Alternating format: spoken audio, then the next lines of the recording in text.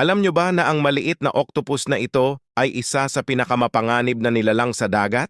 Kilalanin ang blue-ringed octopus, ang isang maliit na uri ng octopus na kilala sa makulay nitong mga asul na ring o spot sa kanilang katawan. Sila ay matatagpuan sa mga dagat ng Indo-Pacific region, kabilang ang Australia, Japan at mga coral reef sa paligid nito. Bagaman maliit, ito ay isa sa pinaka-venomous na nilalang sa mundo. Nagtataglay ito ng lason na tetrodotoxin, isang napakalakas na neurotoxin na nagdudulot ng paralysis sa mga biktima. Walang lunas sa lason nito at ang kagat nila ay maaaring nakamamatay sa tao. Ang kanilang kulay asul na spot sa katawan ay nagsisilbi nilang babala sa kanilang predator na sila ay hindi pwedeng kainin dahil sila ay nakakalason. Bagamat nakakalason ang mga blue-ringed octopus, sila ay hindi agresibo